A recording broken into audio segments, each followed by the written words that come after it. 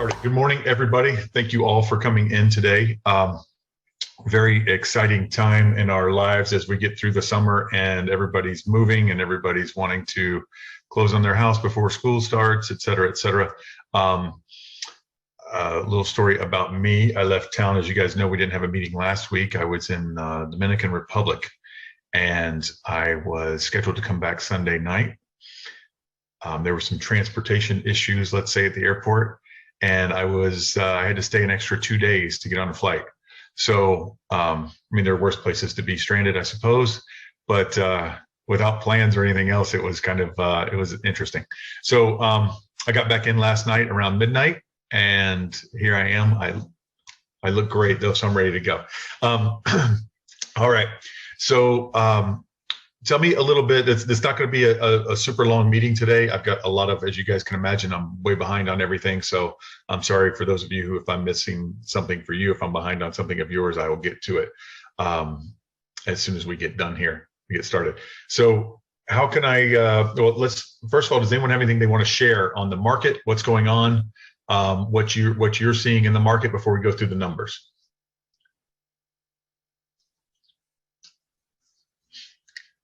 Anybody?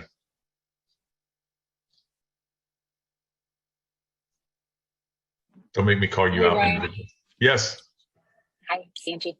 I recently had a listing on the market. We got multiple offers in Deltona because it was priced at 254. So of course it's still a crazy price point for the market.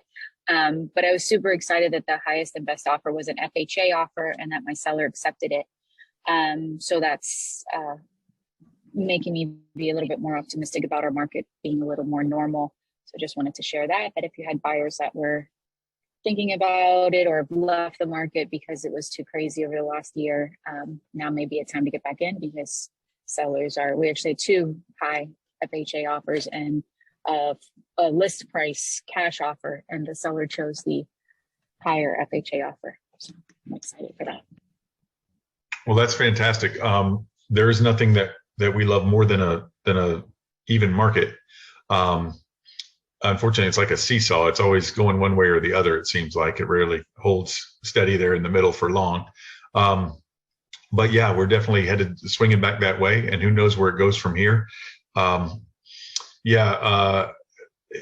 You're saying it looks better for buyers. Palak is on here saying her buyer clients went on hold. I assume that's interest rate driven.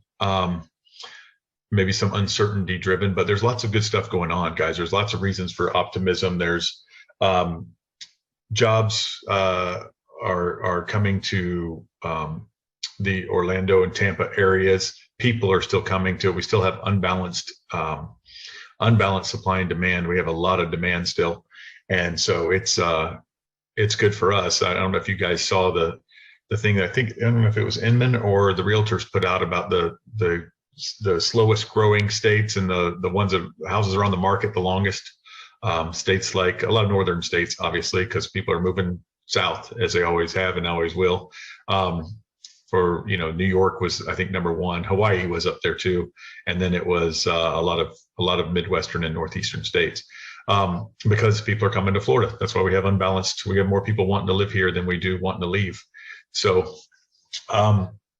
Yeah, I don't know if you guys saw the Bipartisan Chips and Science Act. A lot of that's supposed to come to our area for growth. A lot of it is, some of it's going to be NASA driven and Space Coast driven, but a lot of it is Orlando as well. Tampa's got a lot of exciting stuff going on. There's a lot of stuff that is exciting going on, but you guys have got to get, if you guys don't have some optimism toward this market, there is a lot of things to be optimistic about here.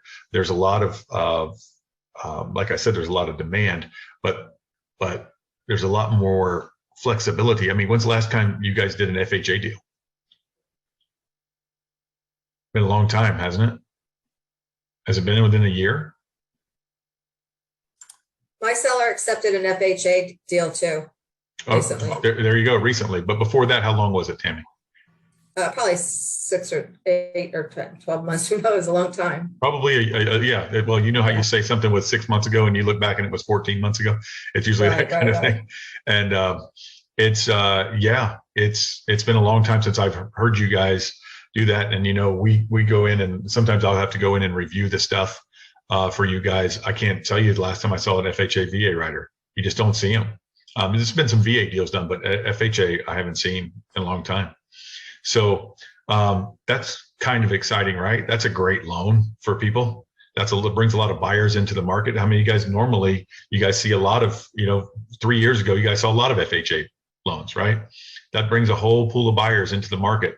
People now is where your rent versus own works with people, right? Because that hasn't been the case the last couple of years. You can't just, if you're, what do we talk about? If you're broke, and you guys have been on here talking about how can I help this buyer? They this. Well, do they have 50 grand cash? Because otherwise they're just hoping, and they're wasting your time and their time. So this is great. It brings a whole, I love hearing that, because it brings a whole another group of buyers in. These are the people who haven't been able to save up a lot of money and sometimes do live paycheck to paycheck, but they can do FHA and they can own a home, which is the dream. And it also is what we do for a living. So that's exciting stuff. I love hearing that. Thank you, Angie. Thank you, Tammy. Yeah, so we're seeing that, you're hearing about inventory going up. It is taking longer to sell things, but at least in the last 7 days, inventory's gone down just by looking at the numbers. But more price decreases than sales or new listings, which is what you guys are starting to see, the price decreases. Now, that does not mean what a lot of people mean. Everything has to, like this, hey, somebody said gas prices haven't dropped this fast in 20 years or something. Well, they had to get up to drop, right? So these prices had to be inflated for everybody to be decreasing them. So you guys know what it was like. Well, right, Lori just wrote, but so many were overpriced to begin with. Yes. So this is not like most statistics, they can certainly fool you if presented in a certain way. And yeah, price decreases because you guys went to your sellers a couple of months ago when the market was just starting to cool down, and their neighbor sold their house 3 months ago for $585. So I think we should get, 600. And now it's still worth 580, right? Or 575 or whatever it was ever worth. So, yeah, those kind of prices are going to be dropping. A lot of people overpriced based on, hey, if it's going up, it's going to keep going up. So if they sold 6 months ago for 585, I should get 625 now, right? Because that's the way things were going for a little bit. A year ago, it was worth 525. Now it's worth 625, but that's not the way it works. So yes, so a lot of them are dropped like that. A lot of you guys have gone in wisely and said, hey, let's list this thing for 3 weeks at 625. And if that doesn't work, let's drop it down to 595 or, something like that. And so that's been causing a lot of that. It's 5,100 in this area in the last 7 days in our MLS area. New listings, 4,400, sales, 4,600, pending, 4,400 in the last 7 days. Those are good numbers, lots more sales and pendings than back on markets and new listings. So, and 800 cancellations. So things are going towards the buyers. Inventory went down a little bit this week, but that's not on the whole. I bet if we went back a month, it would be different. But that's something to get excited about. So there's more inventory. There's more buyer friendly. It's a more even market, guys. These are great things for us. We don't thrive on whether the market is a seller's market or a buyer's market. We have to make the transactions happen. We have to help people buy or sell their homes, and it doesn't. All those things, just take them into consideration. So if you need to warn your sellers too. If your buyers are getting stronger, that means your sellers are getting weaker. It's always like I said, it's always a seesaw, right? So if your buyers are getting more bargaining power, then your sellers are getting less, and you're going to have to warn them that, no, we can't sell this house and then still live in it for 2 months. And, we can't set all the terms for the buyer. The buyer actually has some swing now, as you see, which is why people are accepting FHA loans when they didn't have to before. All right. Any other comments or questions about the market?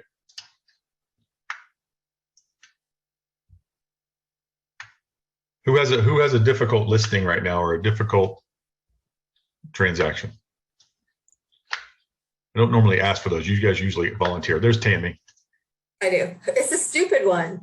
I have a $98,000 piece of land out in Christmas with a trailer on it with a family member living in there, and the trailer's like uninhabitable.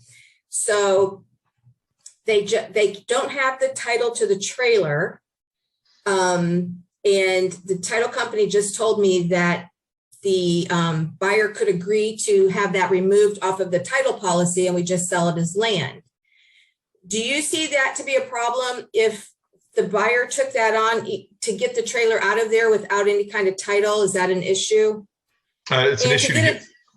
To get a duplicate title, do you just go down to the DMV, or how does that work? Is the trailer? In land we call that incidental to the value. So the trailer is incidental to the value, meaning it's of no value. Yeah, and it's a cash deal. So right. It's incidental to the value of the property. So that's not a problem. The problem is there's a person squatting on it. No, he's getting out, so that won't be a problem. When he's out, it was just we don't have the title, and is that going to be a problem? Not that I'm the selling agent, but for the buyer, would that be a problem not having a title? Yeah, you're the listing agent. Would it be a problem? Why can't they? Are they going to just scrap it? They're going to scrap it, right? Yeah, it needs to be hauled off. Okay, I don't think that's a problem to haul off something and to never be used again, hauled off to a junkyard or something. Yeah, or company do it for free. There's people, yeah. Yeah, somebody will salvage something out of it. Yeah. Right. No, you don't need a tag to be you don't need a tag to be towed. Okay. So no. I don't foresee that being a problem. Just it's incidental to the value. I'd almost have the seller get rid of it, honestly. Well, they have no money. It's an estate, blah. Fair enough. But I was going to ask you something. Yeah. I would have what I would do as a listing agent, and I know this is a $98,000 piece of property, but as a listing agent, I would talk to some people about, be able to present the buyer with, okay, this is vacant land, guys. Vacant land does not sell easily. Vacant land sits on the market.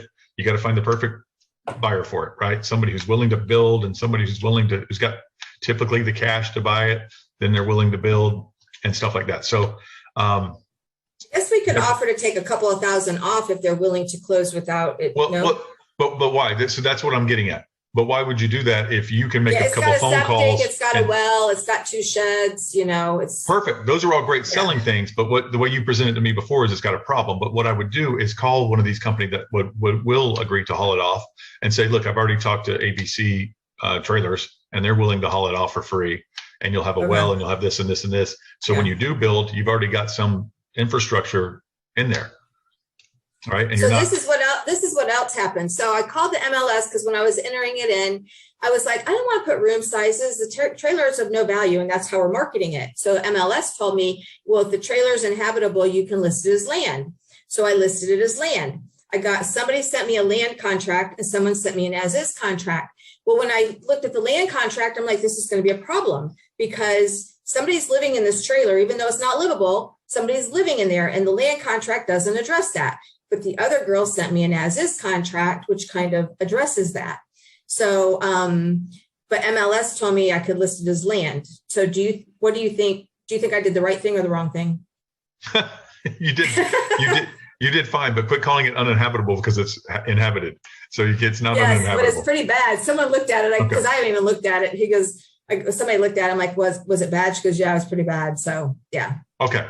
So the floors are falling through, the roof leaks. Okay. Talk to the local government. I'm gonna skip over that. Talk to the local governmental agency. What county is it in? Oh, Christmas. Orange. Okay. Orange, yeah. So contact Orange County and ask them if they would have to, if you have to pay impact fees, since somebody's already got a well and everything there, if you have to pay impact fees if you build a new house there. Yeah, somebody wants to bring in a trailer. That's the buyers that are buying it want to bring in a new trailer. Okay. Or manufactured home. Yeah. Okay. There you go. Yeah. But that would be their responsibility for their due diligence, wouldn't it? Yeah, of course it is. Of course it is. But I'm asking, asking you because if they say no, we don't have impact fees. Well, you just save somebody $15,000 to $18,000 on if they want to go in and build a house there. True. So I mean that's another selling point. So I mean, it takes selling points to sell land. because, Correct. you want to stand Yeah. out. Yes, Romina. How are you? Good. How are you doing? Good. Well, I do have an interesting listing because it is a 300,000 condo in Celebration. But this is what happened. The sellers are from Spain. They don't want to be, they don't want to, the FERPTA to withhold, the percentage. So we listed just under 300 to 900. So the property is very 100% renovated. Everything, 100%, everything is new. So they wanted to see, well, I just listed last night, but they want me to get an offer. So let's say somebody offers 315,000, for example, because the least amount in Celebration now is 335, the same size and everything. So let's say somebody offers 315. So they want me to try to use the money, not for the purchase price, obviously, because it cannot go above 300,000, but we're gonna try to do like an addendum where the buyer will pay the buyer's agent's commission. So that's where I'm at right now. So trying to do that. So if somebody offers 315, I just got a phone call. I put myself on mute, but when I got the phone call, she says, okay, so my buyer wants to put an offer on the property. So if I do that, I have never done it, but I just thought about it when I was talking to the seller. So what do you think I should do that it makes it easier? I think that's an attorney question, because I don't want to be giving advice about how to get around FERPTA. That's the IRS and everything else, and I don't know. So they're going to have to live in the property. The buyer's going to live in the property. Yeah, but you're not getting around FERPTA. It's totally legal to do it. It's not it's just selling the property under 300, and the person who's going to buy is going to live on it. Okay, and they're going to pay their everyone's commission, or they could pay everyone's commission if you want. Yeah, that would be their closing costs. They agree to pay the closing costs of your commission, maybe that way. Yeah, they could pay everybody's commission. Right.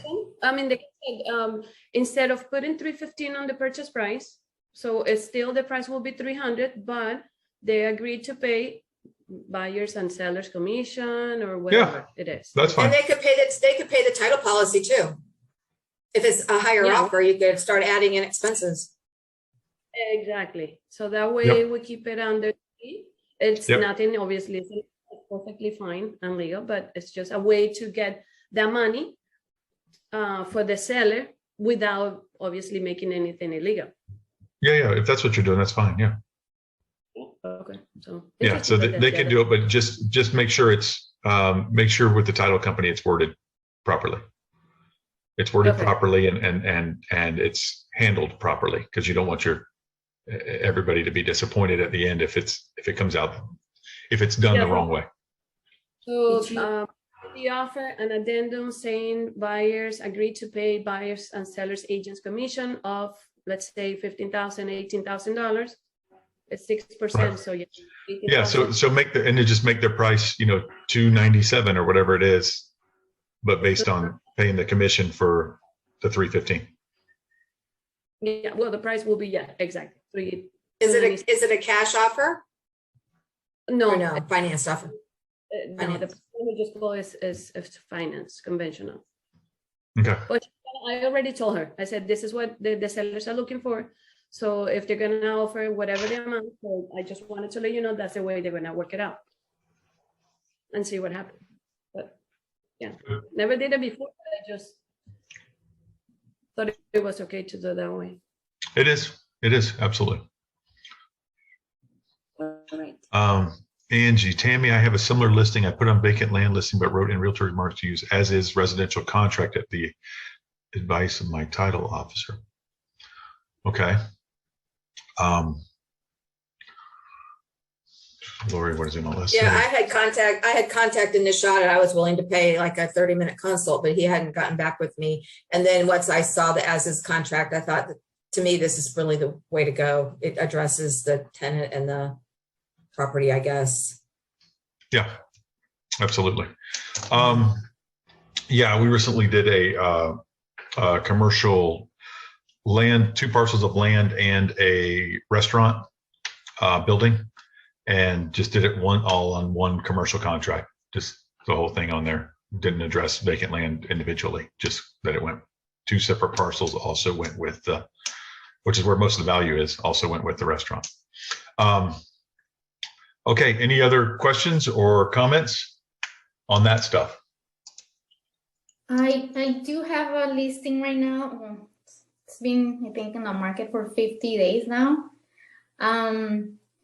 First they had the panels, the price was a little higher, so we brought the price down to $450, and we did open house this weekend. An offer came in, but it came for $415, and they're asking that the seller pays the panels as well. So now the seller doesn't want to do that. I keep receiving, I mean, it's been showing quite a bit every week, but the feedback from most of the agents that have shown it say that the layout is too small, or the rooms are too close together. Those are things that goes off the hand for everybody. And we haven't received anything else. This offer came in $315. We're negotiating, but the pre-approval, it's not that great. And so I'm not sure if we should, continue negotiating this. I asked for proof of funds. It seems like it's a foreign buyer, one of the buyers at least. And I asked for approval funds because they said they couldn't close the previous deal because the money had not been there for the 2 months.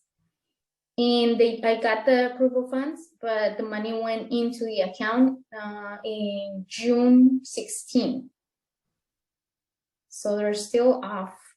And I'm guessing that the lender is hoping that by the end, by the time we're closing, he's putting a closing day of August 25th. By then, the money had been there on the account for the 2 months. But we're going to be depending completely on the bank if we take that offer. Yeah, so nobody knows this, but Juliana and I have been going back and forth on this on email. You don't have a negotiated deal with them yet, right? Well, they sent something new last night saying that they are willing to do $450, but they want the seller to pay the panels. Okay. It sounds like, we always talk about this on here, but when things aren't selling, if they're not showing, then they're not priced right. If they're showing and not selling, it's because they're not showing well for whatever reason. Like you said, it's a weird layout. The bedrooms are too close. Whatever it is, right? It's something. So I think your prices, you're going to have to meet their price. It sounds like that might be your best deal. That's a quick close. 22 days from now, 3 weeks from now. I think you're worrying a little too much about if it's been on the market 50 days, it's your first contract. I think you're worrying a little too much about the strength of the buyers. If I don't care that their money got there on June 16th, that's 45 days ago now. So they're about. I wouldn't hesitate from that deal. That deal doesn't scare me. Knowing what I know, I've been back and forth with you on this. The deal, I would go forward with them if your seller's happy with what they're offering. Yeah. Okay. Yeah. I wouldn't let the weird financing, I wouldn't let it bother me too much on this deal that's been sitting there. You're risking 21 days on something that's been sitting there for 50 already. 50. Mm-hmm. Okay. Okay. I have a question. Ryan. Yes, Carolina. How are you? How's everyone? Everybody's good. So sorry for being late. I'm assuming it's at about the market.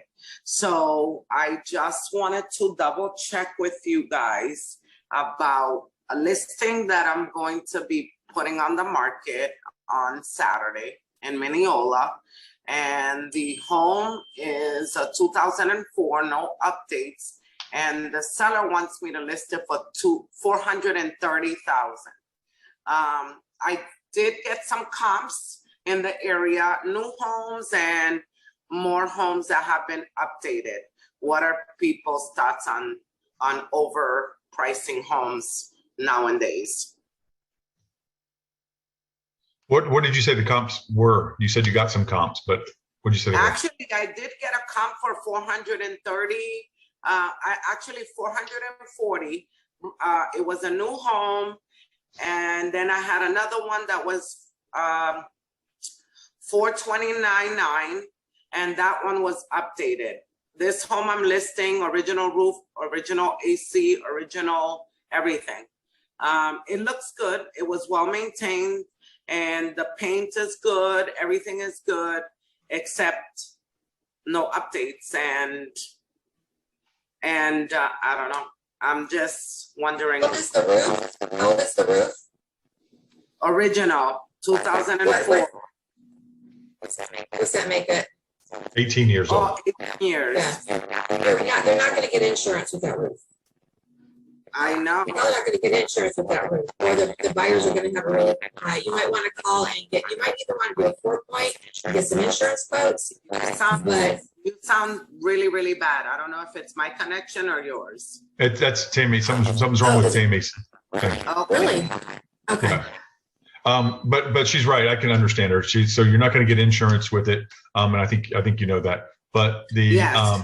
Because that roof could vote if it were a person now. So it's 18. It's an adult. So you're going to have to replace that roof, and or get some kind of plan to replace that roof and sell it with a new roof and sell it for 430. I don't think your comps are that far off. But to answer your question, we're all in agreement that we're against overpricing houses.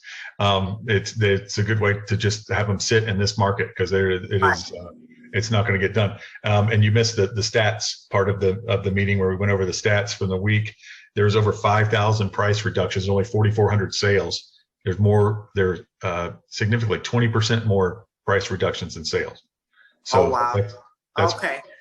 More things are getting dropped prices than are closing. Okay.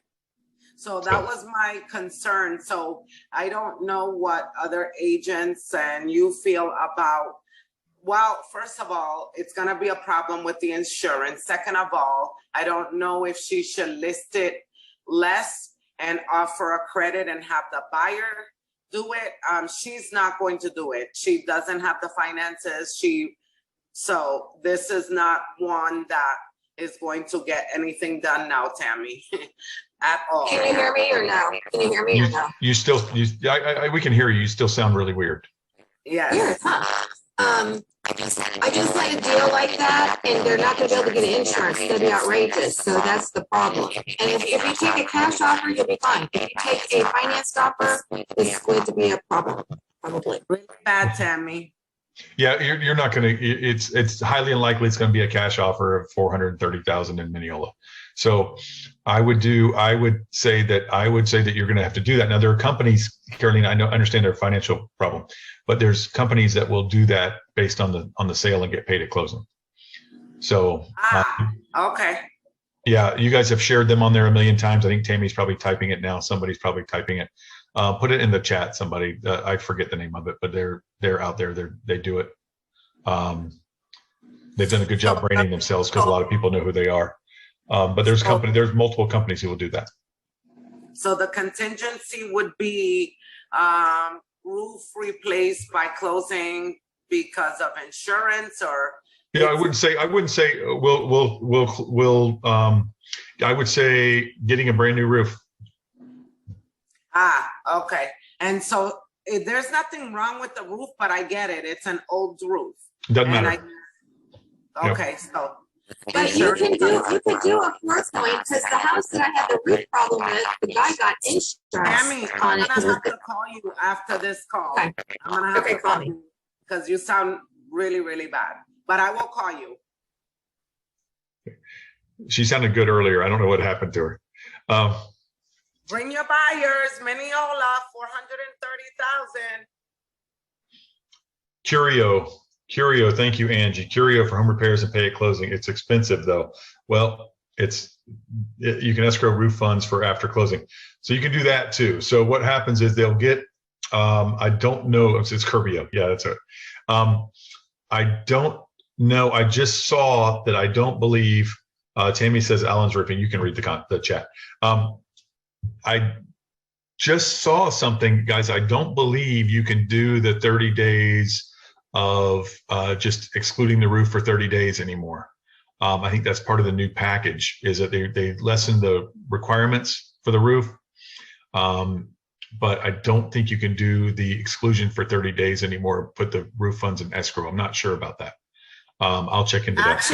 Actually, you can. I just had one person, they gave her 60 days. And she closed on the home, and the insurance told her if she doesn't get the roof done within 60 days, she's going to be canceled. When did you do this, Carolina? Just now. Okay. They closed on Wednesday. Okay. All right. Yeah. Well, that's something with the new legislation. There's some kind of restriction on that now, because I think people were taking advantage of it. Any other questions or comments? Any other listings you guys want to talk about? Open houses. Guys, you're gonna have to start doing open houses again. Yes, sir. I know that sounds like work, but that's actually opportunities, guys. You get opportunities to do open houses. I mean, you guys are going to be baking cookies again and all kinds of stuff. You have all that to look forward to, but get those houses smelling like those baked cookies, and actually you have to work on a listing and represent the buyers. Yes.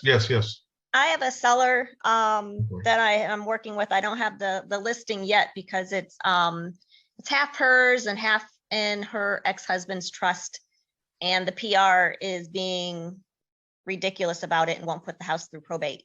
So we're kind of, it's messy. And from what I've read up on it and talked to a couple of different probate lawyers, there's really nothing my seller can do until the PR puts the house through probate.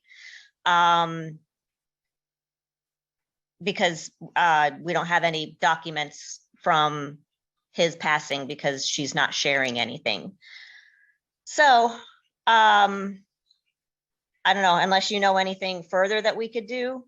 I don't know how she can push it like through herself without having any of his will, the documents, stuff like that. So I don't either, and I hate to give this answer so often, but you're going to need an attorney for that, Lori, because the PR is, to my understanding, I'm not an attorney, the PR is like you're dealing with him himself. So you've almost got like a husband and wife who the wife wants to sell and the husband doesn't, because that's what the PR says. I think though that's not the end of it in this case, like it would normally be in a marriage. So I think there's an attorney that needs to be involved with this on her behalf. Agreed. And like everybody that we've talked to wants like basically about $10,000 up front to do it, and she doesn't have $10,000 laying around to do it. So, and it'll be 2 years in November that the ex has passed. That's how long this has been going on. You don't think anybody will take that case on a not contingency, I don't want to say, but to get paid with success? I've called probably 5 or 6 different attorneys, and I've gotten no's from everyone so far. I would think somebody would be, I mean, if they would hear her out, she may have to pay for a consultation. I think that somebody would be willing to do that. Yeah, I guess I'm just going to have to even if it's a few extra bucks, even if you say, look, we'll give you 20% more than your fee if you wait till closing. Hey, Lori. Yeah. Yeah, this is Chuck Jackson, and I work with a probate lawyer. So if you want to talk maybe after this, maybe I can get them to help her out. Oh, that would be awesome. Yeah, I feel so sorry for her. It's like her hands are tied. She owns, half this house and she can't do anything about it. It's ridiculous. Yeah. Give me a call afterwards. And then I'll put my number in the chat. Okay. And then I'll see, I'll get some information, talk with them real quick and see if it's something they'd be willing to talk to. I know they give a free consultation, so at least you get an answer one way or the other. It is in Palm Harbor. I don't know if that's going to make a difference. Doesn't matter. They're licensed in all counties in Florida. Okay. Awesome. Okay. Thank All right. you. Thanks. Great job. Great job. Any other questions or comments? That's it, huh? No, nothing else for anything for FRI? Any questions on that? Anything on what we're doing, how we're doing? I have a question. Yes. And I'll thank you in advance, Ryan, for trying to, well, you'll set me up and get me into these portals on Prime Street. I just got an email that you are set up on Prime Street now. Excellent. Thank you. Thank you. And at Op City, my question is, how many here have actually experimented working with Prime City or the Prime Street, that is an Op City, for lead generation? I'm going to look into both of them, but I'm wondering if anybody's worked with both and have kind of pros and cons on either one. Tammy, go ahead. I know you've done quite a bit. Can you hear me though? Or am I still weird? Yeah, much sound better. normal now. Yeah. Okay, good. No, I do Op City. I didn't do Prime Street because I don't know, their app was a little too cumbersome in my opinion. But I get Op City leads. I think I've closed 12 or something through Op City in the last few years. So yeah, you get leads through Op City for sure. Okay. You're claiming them though, and I think the older your phone is, the longer it takes to I don't know. It doesn't. When I get a new phone, it seems I can claim them and beat people. But as my phone gets older, it's like, oh my gosh, how did I miss that? I mean, it's like I'm right there. So sounds like they expect you to be pretty quick. Oh yeah, you have to be quick because you're claiming it. You're up against seconds. people. Yeah. They're going to get immediate. It has to be immediate. As soon as it comes in, you have to do it. Okay. Make sure that you do it depending on the way you get on Op City. It's going to depend on if you're getting leads. I still don't get any, and I still can't get them until I do 3 rentals. Sorry, can't do 3 rentals. But you don't have to do 3 rentals, just 3 deals with them. That's it. 3 closings of any kind. Lori, I know people are all over the chat with this. Malvis has done Prime Street. She's done well with that. Lori, you joined Prime Street not that long ago. She's closed 4 through Prime Street and working on 3 more. I remember signing you up not that long ago. Is that right? Yeah, I think maybe a year ago, maybe a year ago. That's so funny. I would have, like we were talking about earlier, I would have said 6 months, and it's been a year. But yeah, she's done. Guys, I mean, I don't know. She's working on 3 more. If you guys could use 4 to 7 more deals a year, then you should probably do it. If you don't need 4 to 7 more deals a year, yes, you pay 35%. But there's a lot of agents out there that paid their brokers 35% just for hanging their license. And 2 of those are listings. One was a closed listing, and I'm working on another listing that they gave me, which was kind of cool. I have done 3 deals with Prime Street. 2 of them have been 2 buyers. I have 1 more that's under contract with a new construction, and then 1 was a listing. So I'm on my way to my 4th deal with them. The one thing that I will tell you about Prime Street is, like, to go back to Tammy's point, you have to keep up with the app.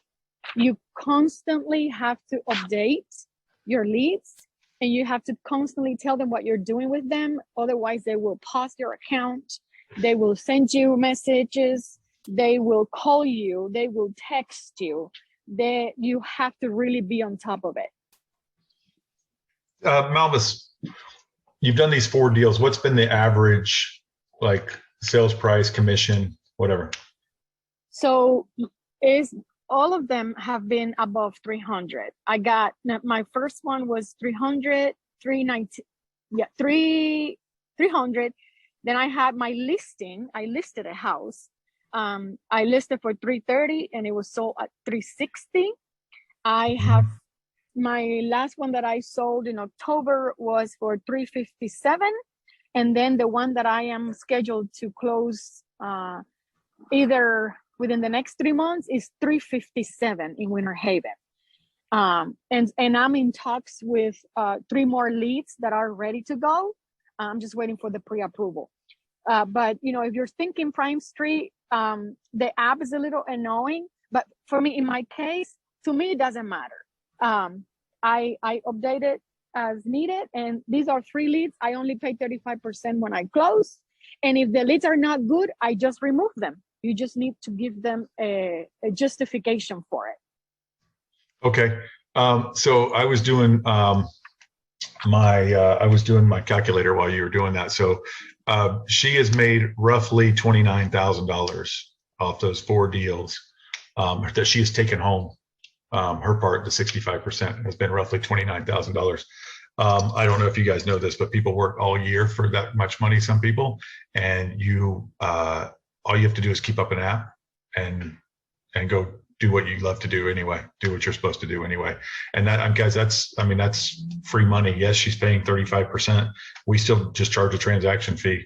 She's paying 35% and closing deals. That's the only reason we cooperate with them, and they're paying in our butts. The only reason we cooperate with them is for you guys to be more successful. So you guys can pick up an extra couple of deals a year, because that way we make an extra couple bucks a year.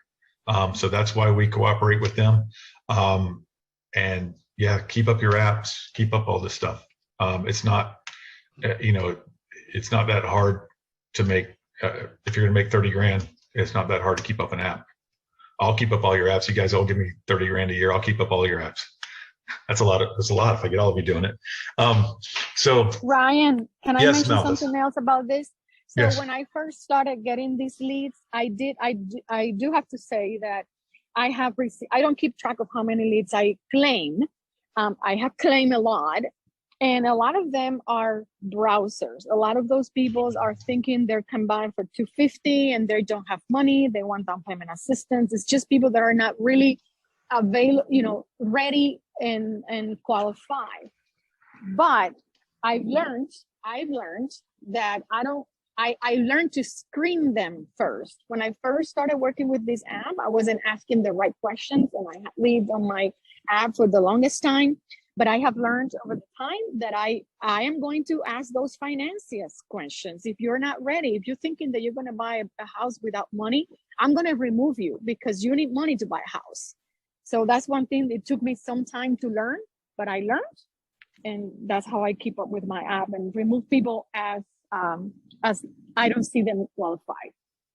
Okay, Malvis, you're 100% right, and I've been encouraging you guys not to waste your time, because time's a very valuable asset for you guys over the last couple of years.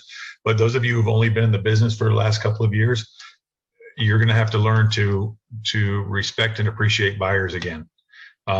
You're going to learn to respect and appreciate people who want to own homes, who are willing to make sacrifices, who are willing to put their last dollar down as a down payment, and squeeze a deal somehow because they dream of home ownership. And you're going to have to work with those people again. And you're doing the right thing for now. That's wonderful. And that's the advice that I've been giving as well, because we've been sitting here talking about it. If somebody doesn't have, $20, $30, $40, $50,000 in the bank, they can't buy a house. Well, now it's starting to get where they can again, because this FHA, to buy a $300,000 house, they only have to have $10,500, and they can, one time borrow that from Uncle Joe, and they can do all kinds of crazy stuff, right? For people who are living paycheck to paycheck can buy houses again, and they want to buy houses again, and now their offers will actually be accepted. So it's heading that way. So I'm saying you're doing the right thing. Just start to realize that you're going to have to make some adjustments, and you're going to have to offer to help them go through credit repair and stuff like that, who we have not talked about in a couple of years, because we haven't needed credit repair people. They're dreaming credit repair people were. Now credit repair people are going to be buyers again. And so you're going to have to you're going to want to pipeline these people and work with them, and don't give up on them so easily. But guys, there's going to be easier deals out there again. You're not going to be showing 25 houses to people again. We're going to start talking about how you should show 8 houses, 3 good ones and 5 good ones and 3 dogs, and let them see what they get for what they want to spend, and then get them to actually get a house that they want to buy. So it's going to be, some deals are going to be easier, some deals are going to be harder. It's just the swing of the market. So keep that in mind, and value your buyers. Start valuing your buyers again. I know they've been, they're just bothering you with these stupid buyers that don't have 50 grand in the bank. Well, those people are buyers again. The people who have $8,000 in the bank are buyers again, or some of them $2,000 in the bank, and they're going to borrow it from Uncle Joe or Aunt Susie or whomever. All right. So what about the interest rate? Is that being affected by buyers right now? Sorry, I missed the first part of the meeting. Wasn't sure about the interest rates and how that's affecting the market and the high prices. Well, that's the only thing keeping buyers at bay, because buyers would be loving this market if the rates were down. Of course, I don't know how much the market would have changed if the rates stayed down. So yeah, of course it's affecting buyers, but we have more demand than anybody else. We talked about a little bit earlier about the imbalance of demand and supply here, because we have extraordinary demand because of being Florida, and people want to come here. So we don't have even supply and demand like most people do, or in some cases. I talked about the email we all got. I think we all got it, talking about the 10 states with the longest on market time. So and Malvis just received a Prime Street referral, because I got a ding about it. I get one every time you guys get a Prime Street or Op City. It's annoying. So yes, a lot of states have negative demand. New York and a couple of they gave the 10. The only one, there was Mississippi was the only ones in the South. So guys, just hang in there. Interest rates are bad. They ticked back down this week. You're looking at 5.5, 5.75, something like that. It looked like it ticked back down. So they tick up and down and up and down and up and down. We had Tom on a couple weeks ago. If you guys want to go back to your YouTube and watch the first couple of minutes of that, Tom goes on for 15 minutes or so on rates and what's going on with them. But they ticked back down after Tom was on, because he was at 5.75 to 6, and now they ticked back down. So talk to your lenders and see what the rates are, guys. You should know that stuff. Give your lenders a call, your lender partners a call. We talked about partners. We talked about how you guys should have a team, have lenders that are referring people back and forth with you. If they are not, then you're working with the wrong lender. How do I get on the referral system? Are you talking about the Prime Street in the Op City? Now you've been, Yes, Jack, you've been on Op City before, right? No, I have not. Okay, I'll forward you the email and give you the Prime Street information as well. Perfect, thank you. You bet.